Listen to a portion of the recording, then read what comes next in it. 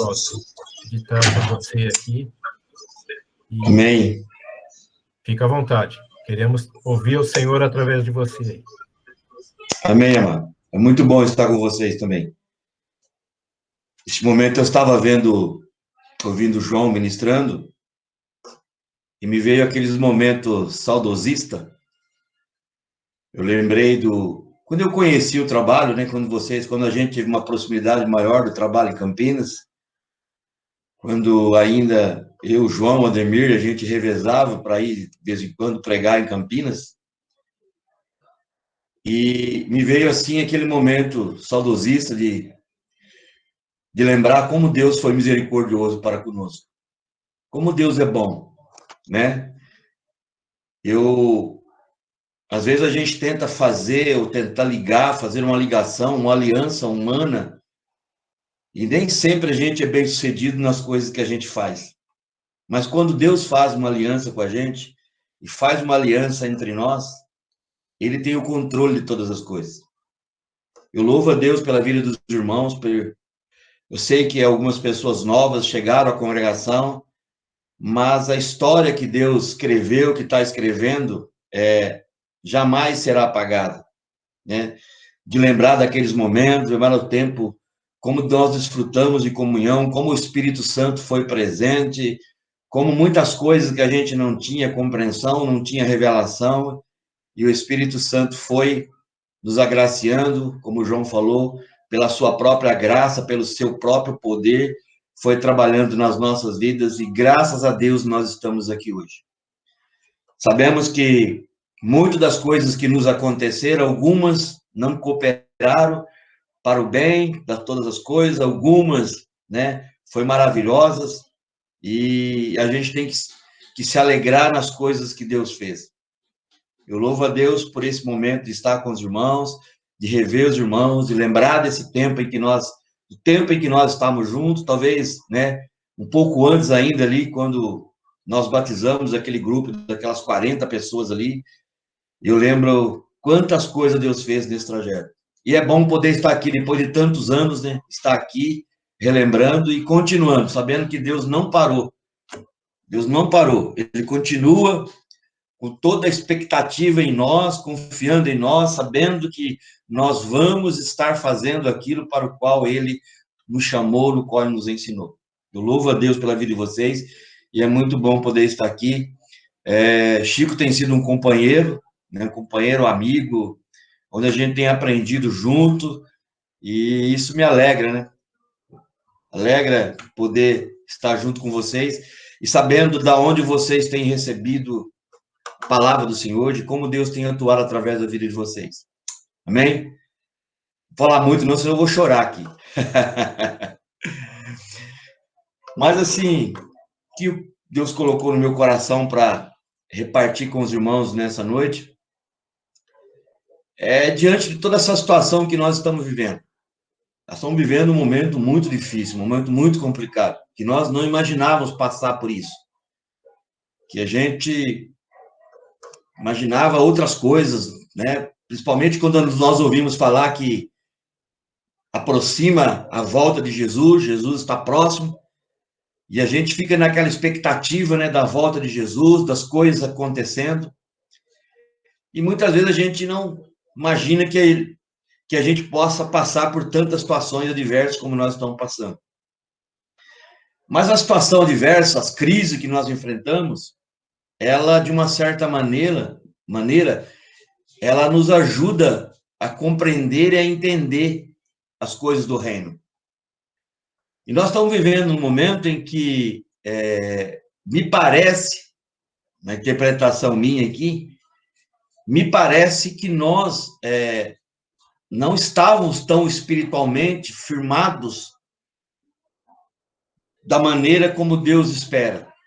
Eu penso que essa pandemia, Deus está querendo nos corrigir em algumas coisas. Parece que Deus diz assim, está usando a pandemia para nos mostrar, até aqui, eu louvo a Deus pela vida de vocês. Mas ainda tem muitas coisas que vocês precisam entender, precisam compreender, precisam, né, perseverar, principalmente nesse tempo que antecede a volta de Jesus. Nós estamos próximos. Jesus vai voltar. E a obra precisa continuar. E eu penso que, quando eu falo igreja, não só a igreja, nós como congregação, Campinas, Valinhos, mas a igreja no geral, a igreja precisa, de fato, tomar alguns rumos diferentes. A igreja precisa voltar ao princípio. A igreja precisa voltar ao discipulado. A igreja precisa voltar às verdades pregadas, né? A proclamação do evangelho de renúncia, da cruz. Parece que hoje nós não ouvimos mais isso. Parece que eu não preciso mais fazer nada. É só aceitar Jesus e eu serei salvo. E, na verdade, não é só isso. Jesus não é só Salvador. Ele é Senhor das nossas vidas. E nós precisamos entender como Ele está governando e como Ele quer governar a igreja nos nossos dias. Isso tem falado muito comigo, né, a respeito disso. De sondar o nosso coração. Um tema que tem falado muito no meu coração, que eu gostaria de compartilhar, é um tema intencionalidade e conduta. Quais são as nossas intenções? Como nós estamos vivendo hoje? Quais são os nossos planos? Quais são os nossos projetos nos nossos dias? Quais são as nossas expectativas, né, em relação das coisas que nós ouvimos e vimos durante todo esse tempo, né? Como está o meu coração em relação a isso? A minha sensibilidade, aquilo que Jesus tem pregado, aquilo que Jesus falou, nos ensinou. Claro que, se a gente pegar o nosso modelo, Jesus é o nosso modelo, é o nosso exemplo a ser seguido. O padrão de Jesus é um padrão muito alto para nós. A gente imagina como que eu vou seguir Jesus, como que eu vou fazer as coisas que Jesus fazia. Mas ele mesmo fez isso. Ele nos deu autoridade. A palavra do Senhor diz que toda autoridade foi dada a ele, e ele deu essa autoridade para nós, para que nós também pudéssemos viver essa intencionalidade. Uma vida com intenção, com projeto. As coisas, a maneira como o mundo anda hoje, de uma certa maneira, acaba tirando o nosso tempo. As necessidades, as coisas que eu preciso fazer, parece que eu tenho que correr atrás de tantas coisas, parece que eu preciso fazer isso. Alguns irmãos, né, que estão nas empresas, as empresas, de uma certa maneira, ela pressiona o funcionário, ela quer tirar o máximo do funcionário e acaba tirando tempo, acaba tirando, né, até mesmo fisicamente, acaba se cansando. Isso, de uma certa maneira, afeta a nossa vida. E, de uma certa maneira, nós não conseguimos fazer os nossos planos de acordo com os planos do Senhor. E Jesus, como nosso modelo, ele é o modelo a ser seguido em todas essas áreas. Jesus foi muito fiel ao que o Pai havia ensinado ele, né? Um exemplo muito prático, Jesus, quando foi separar os 12, chamar os 12 discípulos, Jesus passou a noite inteira orando, passou a noite inteira falando com Deus, antes de tomar qualquer decisão. Por mais que Jesus era homem, mas ele era Deus, mas ele, diante daquilo que o Pai o havia mandado, ele buscou o Pai, ele se rendeu, ele orou, ele buscou uma sensibilidade para entender quem, de fato, ele iria escolher. Então, a gente vê, assim, a intenção do coração dele nisso, né? Ele não só escolheu 12 homens, mas ele, olhando para aqueles homens, ele tinha intenção, ele sabia o que aqueles homens representavam diante do que ele estava propondo, diante do que ele veio fazer. Ele veio para preparar homens para que esses homens pudessem continuar a fazer o que ele veio fazer. Então, ele não fez isso por acaso, mas ele fez isso com uma intenção. Ele era muito intenso nisso, né? Jesus tinha essa capacidade que talvez, né, ainda nos falta ainda essa sensibilidade, mas nós não podemos viver sem isso. Nós precisamos buscar o Senhor de uma maneira que também a gente seja intenso nas coisas que nós precisamos fazer. E nossa conduta, uma intencionalidade com conduta. Estava pensando, Jesus foi ali até aquela mulher samaritana, mas ele não foi até o poço, por acaso. Ele foi até o poço com intenção. Qual era a intenção dele? De estar naquele horário ali para encontrar com aquela mulher, que aquela mulher estaria ali naquele horário, e ele falou com aquela mulher, e através da compreensão, do entendimento daquela mulher, muitas pessoas foram alcançadas pelo Senhor. Aquela mulher saiu dali pregando o evangelho, falando do evangelho para as pessoas, anunciando quem era Jesus. Então, era algo assim muito prático. Eu penso que isso tem nos faltado. Parece que em nossos projetos, em nossos planos, falta essa intenção de fazer as coisas para o qual nós somos chamados. Claro que se a gente olhar para nós somos incapazes. Jesus diz assim, que ele enviou os discípulos para ir colocar as mãos sobre os enfermos, para os enfermos serem curados. Se nós olharmos para a nossa capacidade humana, nós não vamos fazer isso, nós não temos intenção. Como que nós vamos impor as mãos às pessoas serem curadas? Mas ele mandou a gente, mandou os discípulos fazerem isso. Ele mandou os discípulos irem e proclamarem e anunciarem o reino de Deus, né? Interessante que os discípulos perguntou para ele, Senhor, mas onde está o reino que nós vamos anunciar? Se alguém perguntar, né, onde está o reino? O que você vai dizer? Jesus falou assim, o reino de Deus está dentro de vocês. Então vocês vão e anunciam o reino. Quer dizer, como é que esse reino chegou ao coração dos discípulos, no íntimo dos discípulos? Quando eles conheceram Jesus. Quando nós conhecemos Jesus, o reino chegou dentro de nós. O reino de Deus foi estabelecido na minha vida, na sua vida. Então nós temos o reino de Deus.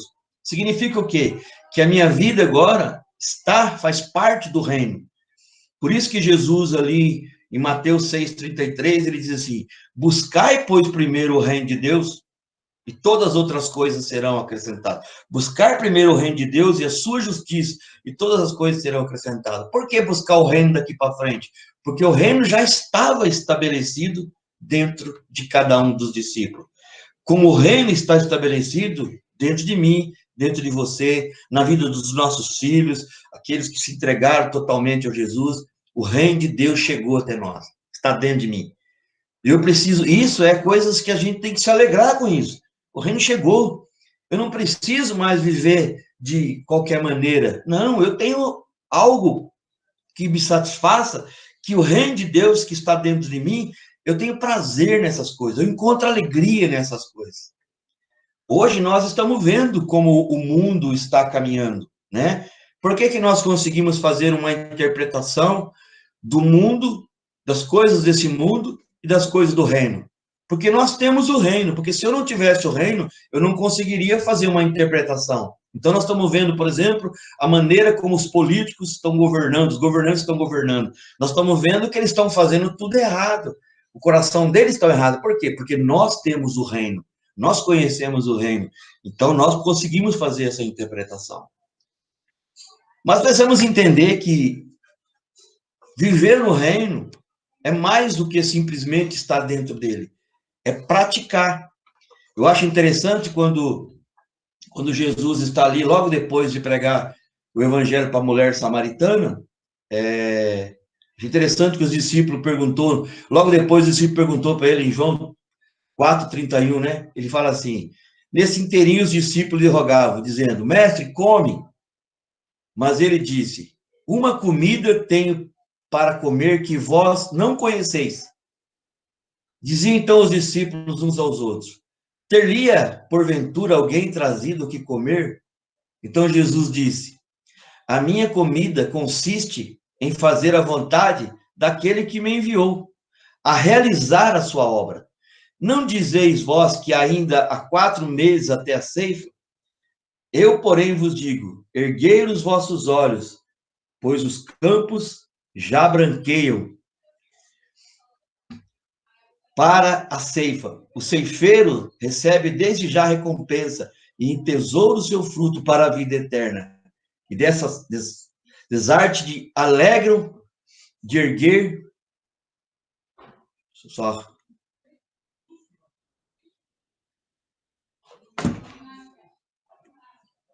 Então, o que Jesus estava querendo dizer? Que nós deveremos nos alegrar com essa. Por exemplo, nós estamos vivendo uma situação hoje do mundo em que o reino de Deus precisa ser proclamado. O reino de Deus precisa ser anunciado. Nós estamos vendo, por exemplo, uma população desesperada, uma população com medo, uma população insegura, uma população deprimida, ansiosa. O que essa está mostrando para nós? A falta de uma compreensão do reino. E ele tem nos chamado para que nós possamos anunciar a chegada desse reino, para que essas pessoas conheçam o reino, para que essas pessoas entrem nesse reino, para que as pessoas vivam nesse reino de uma maneira em que ela encontra paz e alegria no seu coração. Então, nós precisamos entender que esse tempo em que nós estamos vivendo, não foi Deus que mandou, que enviou a pandemia, mas Deus está usando toda essa situação da pandemia para nos mostrar para nós onde está o nosso coração. O que ocupa o meu coração hoje? O que ocupa o meu tempo? Né? O que ocupa a minha agenda? Porque às vezes a gente está com uma agenda cheia. E aí você começa a olhar para a sua agenda e você vê que a agenda é mais preocupação com você mesmo, com as suas coisas, do que com as coisas do reino. Então eu preciso entender que eu tenho um chamado, eu tenho uma missão. Claro, né? Muitos de nós temos trabalho secular, você tem que trabalhar, você precisa trabalhar, você precisa ser um instrumento de sustento na sua casa, né? O seu salário é bênção na proclamação do evangelho, sustentando os ministérios, tendo isso. Mas eu não posso só viver em função do meu trabalho. Eu preciso ter o entendimento de que eu fui chamado para proclamar deste reino, as coisas desse reino, o valor desse reino. Então é importante a gente compreender isso, né? Porque só assim, primeiro eu preciso ter entendimento. Se eu tenho uma compreensão de que eu não estou vivendo isso, eu preciso falar com Deus. Senhor, eu não estou conseguindo. O trabalho está consumindo meu tempo, né? Eu não estou conseguindo fazer a minha agenda. Eu não estou conseguindo, Senhor, ter tempo com o Senhor. Eu não estou conseguindo ler a Bíblia. Eu não estou conseguindo orar. Eu não estou conseguindo ter tempo com a minha família, com os meus filhos. Eu não estou conseguindo cuidar dos meus filhos. Então, eu preciso chegar diante de Deus e colocar essas situações. Para quê? Para que Ele possa me ajudar, me capacitar, para que eu possa fazer essas coisas. Eu acho interessante quando Jesus fala ali em João 14, quando ele fala assim, eu vou para o Pai, mas eu vou enviar o Espírito Santo, o Consolador. Eu acho interessante que ele diz assim, qual é o papel do Espírito Santo? O Espírito Santo vai fazer vocês lembrarem tudo que eu tenho ensinado e vai trazer revelação de outras coisas que vocês não conhecem. Quer dizer, o Espírito Santo vai nos capacitar, nos ajudar, né? Então, por exemplo, agora eu preciso chegar diante dele e colocar as minhas dificuldades. Senhor, eu estou frustrado com isso. Senhor, eu estou desanimado, né? Por isso que quando Jesus ali no Getsemane, não é errado, por exemplo, a gente passar por dificuldade, ou eu não estou com vontade de fazer as coisas do Senhor, eu estou desanimado, não é pecado isso. Pecado é eu continuar fazendo essas coisas. O próprio Jesus ali no Getsemane, ele chega e ele diz o que para o Pai? A vontade dele não era para ir para a cruz, mas ele diz, Pai, que seja feita a tua vontade, não a minha vontade. Senhor, a minha vontade não é de orar, a minha vontade não é de ler a Bíblia, eu não estou conseguindo ler a Bíblia, eu não estou conseguindo orar, a minha vontade não é de fazer visita, a minha vontade não é de ter comunhão com os irmãos, nesse momento eu não estou à vontade, mas eu sei que essa é a tua vontade, vai fazer bem para mim, ter comunhão com os irmãos vai fazer bem para mim, ler a palavra vai me trazer compreensão, vai me trazer entendimento, eu vou conseguir compreender, né, o teu propósito para a minha vida. Quando eu estou orando, né, eu vou estar sendo capacitado, eu estou me esvaziando de mim mesmo, da minha incapacidade, para que a capacitação do Senhor venha sobre a minha vida, para que eu possa ter essa mesma intenção que estava no coração de Jesus quando ele nos ensinou. Jesus era muito intenso. Jesus, né, uma comida eu tenho para comer. Qual é a comida que Jesus tinha para comer? Era ir nas aldeias e pregar o evangelho, ir aos povoados, ir aos necessitados. Ele entra, por exemplo, numa coletoria onde estavam os homens cobradores de impostos, que eram homens mal vistos, e Jesus entra lá, os próprios discípulos que estavam com ele. Quem é Jesus para comer com esses homens? Mas Jesus vai lá, prega o evangelho para essas pessoas, e mais ainda, dentre aqueles homens que estavam ali, Jesus separa Mateus para ser um dos seus discípulos. Que tremendo, amado. Então, Jesus era muito intenso. E eu penso que também nós precisamos ter alguma intenção. Talvez nós não vamos chegar ao nível de Jesus, mas eu preciso ter intenso. Eu preciso ter essa intenção. Peraí, eu preciso pregar o evangelho. Eu preciso fazer discípulo. Eu estou aqui, estou morando nessa rua, nessa casa já há tanto tempo, eu nunca tive oportunidade de falar do evangelho para o meu vizinho. Como que eu vou fazer isso? Precisa haver uma intenção. Então, eu vou convidar essa pessoa para estar na minha casa. Eu vou convidar a minha vizinha para tomar um café. Eu vou convidar os meus vizinhos para vir jantar um dia em casa, com intenção. Intenção do quê? De que eles conheçam Jesus como eu tenho conhecido. Eu vou convidar alguém que trabalha comigo na empresa para estar na minha casa, para conhecer a minha família. Eu quero que os meus filhos tragam os amigos deles para dentro da minha casa, para que eles conheçam a Jesus. Fazer as coisas com intenção, né? Eu preciso, porque se eu tenho intenção, eu vou orar, e Deus vai abrir as portas para que isso aconteça. Se eu não tenho intenção nenhuma, como que o Espírito Santo vai agir? Como que o Espírito Santo vai mover as situações, né, para que isso aconteça, se não há intenção no meu coração, se não há desejo no meu coração? Eu posso, né, temos a Bia aqui, né? A Bia é uma médica, a Bia pode ter a maior intenção de ser uma médica bem-sucedida, mas se ela não tiver sensível ao Espírito Santo ali, ela pode simplesmente ser uma boa profissional.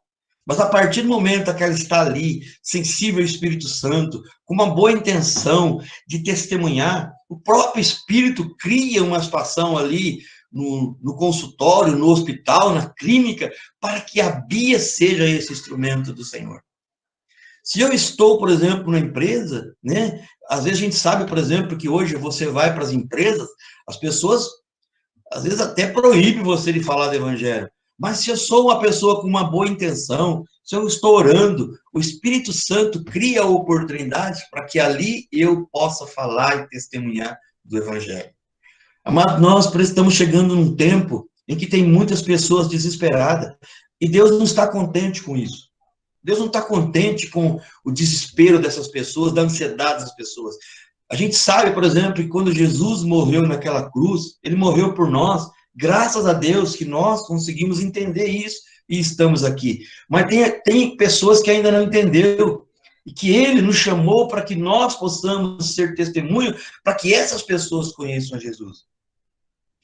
Porque isso vai passar. Se nós não tentarmos entender o que estamos vivendo hoje, o que Deus está falando, né? Se eu não me... Ou até mesmo começar, Senhor, me ajuda a entender essas coisas. Eu tenho orado, Senhor, me ajuda a entender essas coisas, porque é muita, muita dor. Né? Experiência que nós tivemos hoje com a situação da família da Vânia, aqui em Valinhos nós tivemos alguns irmãos que estavam congregando com a gente, né? E agora a gente vê as famílias desesperadas, Senhor, né? Será que Deus perdeu o controle? Não, Deus não perdeu o controle. Deus está querendo ensinar para nós, amado, de uma maneira que a gente faça o nosso papel para o qual nós somos chamados. Eu e você temos uma missão. Eu e a minha casa temos uma missão. Você e a sua família têm uma missão. E nós não podemos desistir, né? Nós estávamos orando hoje por um casal que consagrou seu filho hoje no nosso culto de manhã. E eu estava dizendo que se tem um dos maiores ministérios que Deus nos deu a nós como pais, é gerarem filhos para o Senhor. Como é bom poder gerar filho para o Senhor. Não é fácil. Filhos dão trabalho. Por que dão trabalho? Porque você precisa ensinar, porque você precisa tempo, porque você precisa cuidar. Não é simplesmente você colocar o filho no mundo só e agora ele é do Senhor, eu sou convertido, meus filhos também vão ser tudo cristão. Não, precisa ensinar, precisa cuidar, mas é a coisa mais abençoada que tem, você poder cuidar dos seus filhos e preparar os seus filhos, não para nós. A palavra do Senhor diz que os filhos são herança do Senhor, é dele. Mas o Senhor nos incumbiu para fazermos isso. E nós precisamos entender que nós não podemos desanimar disso. Não posso desistir. Hoje eu estou aqui em casa, né? Estou aqui no quarto ministrando, e está todo mundo aqui em casa. A Ana casou agora também, agora veio de diminuir, aumentou mais ainda, né? Porque estão todos aqui e ainda trouxeram mais gente para cá ainda. Então, aquele movimento. Mas aí eu fiquei pensando assim, mas não é para isso que Deus nos deu família? Para a gente estar junto, para a gente orar junto, para a gente falar das coisas do reino, para a gente se alegrar junto. Essa é a alegria do coração do Senhor. E nós precisamos aprender a desfrutar disso. A nossa missão, estava pensando esse dia, eu falei assim, quando a gente fala de missão, dá a impressão assim que é um negócio pesado. Nossa, nós temos uma missão dura. Alguns até falam isso, né? Nossa, que missão dura que nós temos. Mas não é uma missão dura. A missão que Deus nos deu é algo tão prazeroso, tão alegre, tão gostoso. Eu não sei se você já experimentou a alegria de poder falar do evangelho para alguma pessoa. Gente, é a coisa mais alegre que tem. Você volta para casa transbordando de alegria porque você falou do evangelho, porque você anunciou o evangelho, porque você lembrou de textos que você nem lembrava e de repente você começou a compartilhar. Sabe, é essa alegria que nós precisamos experimentar nos nossos dias. O prazer, a alegria de viver o reino em nossa missão do nosso dia a dia. Nós precisamos. Então, nós precisamos entender. Claro, como eu falei, Jesus era muito intenso, mas ele nos deixou grandes ensinamentos. Grandes ensinamentos. E nós precisamos estar olhando para ele. O nosso foco. Onde você está focado? Né? Você está focado porque hoje a televisão, a mídia, quer nos tirar o foco do centro de Jesus para levar o foco para a situação que está acontecendo aí. E muitos estão desanimando. Muitos que estão dentro da igreja, muitos que são cristãos, estão desanimando porque das coisas que estão acontecendo lá fora. Porque voltou os olhos, em vez de olhar para Jesus, está olhando para as coisas do mundo. E eu não posso perder o foco. Lembra de Pedro? Pedro estava ali, vendo Jesus andando sobre as águas, e de repente ele pediu para ir até Jesus andando sobre as águas. A palavra diz que ele começou a andar sobre as águas, mas de repente ele afundou. Quando ele olhou para ele e viu que ele era um homem, e que era incapaz de um homem andar sobre as águas, ele afundou. Mas até o ponto que ele estava olhando para Jesus, ele andou sobre as águas. Você pega, por exemplo, Davi. Se Davi tivesse olhado para o tamanho do gigante, ele teria desistido. Mas ele não olhou para o tamanho do gigante. Ele orou pelo afronto que o gigante estava fazendo para Deus. E Davi simplesmente, quem é esse homem? Quem é esse gigante? Quem ele está pensando que ele é para afrontar o meu Deus? A palavra fala assim que ele foi um jovem franzino, magrinho, com uma funda, com 5 pedrinhas tiradas do lago, e derrubou um gigante de 3,5 metros, 3 metros, quase 4 metros de altura. Humanamente é impossível. É só pelo poder de Deus que nós vamos conseguir fazer as coisas. Tem muitas coisas que nós, humanamente, não vamos conseguir. Mas eu vou conseguir, guiado pelo Espírito Santo, pelo poder de Deus, estabelecendo, vivendo o reino de Deus que está dentro de mim, de uma maneira que as pessoas vão olhar para mim e falar assim, essas pessoas, alegrias delas são diferentes. O prazer que essas pessoas têm, que esse povo tem, é diferente das coisas que eu tenho. Amados, nós precisamos disso. Não espere a pandemia passar para você começar a mudar o foco da sua vida. Comece a mudar agora. Eu quero focar mais nas coisas do reino. Eu quero focar mais.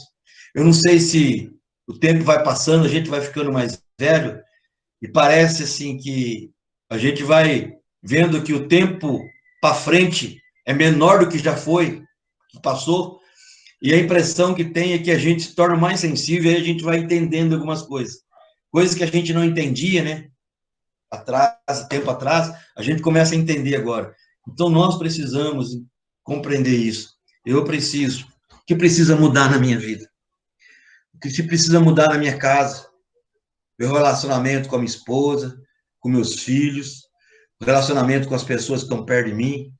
Será que Deus não colocou essas pessoas perto de mim para mim poder testemunhar e falar do evangelho para elas? Cuidado, guarde seu coração da profissão, do dinheiro, das coisas prazerosas, porque tudo isso passa. Tudo isso passa, tudo isso fica. Tudo isso não vai ter valor nenhum quando Jesus voltar. O que vai ter valor vai ser a vida que eu vivi no Senhor. A maneira como eu vivi para Ele. A maneira como eu me esforcei. A maneira como eu dediquei. Como eu perseverei. É esse que precisa estar dentro do nosso coração. Não espere a pandemia passar. Talvez hoje nós estamos sentindo tanta falta. Eu estava dizendo para os irmãos, né? A gente está sentindo tanta falta da comunhão, dos nossos cultos. Mas teve vários momentos que nem nós mesmos valorizamos tanto o nosso culto, a comunhão, como nós estamos sentindo necessidade hoje. Não vamos esperar voltar para valorizar, vamos começar a valorizar agora. Ligue, está sabendo de alguma coisa para o irmão? Liga para o irmão, fala com ele. Está com saudade do irmão? Liga para ele. Faz um vídeo, né? Hoje temos tanta facilidade para fazer isso. Não espere voltar, não, vou esperar voltar o culto para mim, não. Eu vou fazer, eu vou começar a dar os meus passos, eu vou começar a orar. Senhor, eu quero os meus vizinhos aqui, eu não estou aqui por acaso, eu quero ganhar os meus vizinhos. Às vezes ali de frente com a porta do seu apartamento, tem uma família ali que talvez nesse momento estão desesperadas, ansiosas, né? Com medo, insegura, e nós precisamos apresentar Jesus para elas. Nós precisamos levar Jesus para elas. Eu gostaria, assim, de deixar essa palavra, sabe assim, viva com intencionalidade, sabe assim, viva com intenção, faça desejo, sabe assim, traga propósito ao seu coração. Esse ano eu quero fazer isso, esse ano eu quero servir o Senhor, esse ano eu quero evangelizar, esse ano eu quero ganhar, Senhor, me dá uma alma, eu quero ganhar uma alma, eu quero ganhar alguém, eu quero, lá no meu emprego, Senhor, tem tanta gente que não conhece, Senhor, me dá sabedoria para mim ser sal e luz naquele lugar, eu quero ganhar uma vida, 2 vidas, eu acho que isso vai fazer uma diferença na vida das pessoas e vai fazer uma diferença nas nossas vidas também. Amém, amados? Que o Senhor abençoe, que o Espírito Santo derrame abundante graça sobre a vida de vocês, como nós cantamos hoje. A gente sabe que só estamos aqui pela graça de Deus. É só graça. Não tem nada de bom dentro de nós, não. Não tem nada que você possa dizer, eu sou bom nessa área. Nada, simplesmente Jesus. É Ele que faz a diferença na minha vida, Ele que faz a diferença na sua vida. E que nós precisamos, que essa graça que está sobre nós possamos repartir com outras pessoas. Amém? Eu queria orar. Posso orar, Chico? Amém. Pai, eu quero colocar esse momento diante do Senhor. Quero colocar a vida de cada um dos irmãos que estão aqui, Senhor, participando dessa reunião online. Nós sabemos, ó Deus, que o Senhor não fez nada por acaso. Tudo aquilo que o Senhor deixou por escrito, através da tua palavra, os seus ensinamentos, as suas propostas, os teus projetos, foi para nos instruir nos nossos dias. Pai, eu quero pedir, Senhor, que o Senhor esteja, através do Espírito Santo, Senhor, ó Deus, falando ao nosso coração. Sonda o nosso coração. Sonda. Onde está o nosso foco? Onde estão as nossas intenções? O que nós queremos alcançar, Senhor, nos nossos dias? Quais serão os nossos projetos pós-pandemia? Quando nós tivermos toda a liberdade de podermos fazer, de pregar, de proclamar o Evangelho? Quando nós tivermos a liberdade, Senhor, de poder falar para as pessoas, testemunhando do Evangelho? Pai, eu quero orar, Senhor, que o Espírito Santo possa falar ao nosso coração. Guarda cada casa, cada lar, Senhor. Deus, protege os irmãos. Oramos, ó Deus, pelas profissões. Sabemos, ó Deus, que cada profissão, Pai, foi conduzida pelo Senhor. Profissões, Pai, ó Deus, que aonde as pessoas estão, aonde o Evangelho possa ser pregado, nas empresas, nos bancos, Senhor, nos lugares tão diversos, Senhor. Pai, eu oro para que o Espírito Santo esteja nos capacitando nesse tempo, Pai. Que nós possamos, ó Deus, como a tua palavra diz, que nós possamos ser como fonte. Que as pessoas que estiverem perto de nós, Pai, não morram de sede. Pelo contrário, que ela possa olhar em nós e ver em nós fonte de água a jorrar, fonte que gera vida, fonte que gera transformação. Que nós possamos, no ambiente onde nós estamos, ver a transformação, Senhor, a mudança, por causa da presença do Senhor em nós. Pai, eu oro, eu peço a bênção do Senhor sobre a vida de cada um dos irmãos, cada família, por essa congregação. Quero orar pela vida do Chico, a Dani, pastores Alício, pelos irmãos que são líderes, Senhor. Deus, fala o coração deles nesse tempo. Oh, Deus, ajude, Senhor Deus, a compreender e a entender qual é o propósito do Senhor nesse tempo. Pai, eu oro e eu peço a Deus, em nome de Jesus, Senhor. Em nome de Jesus. Amém? Deus abençoe.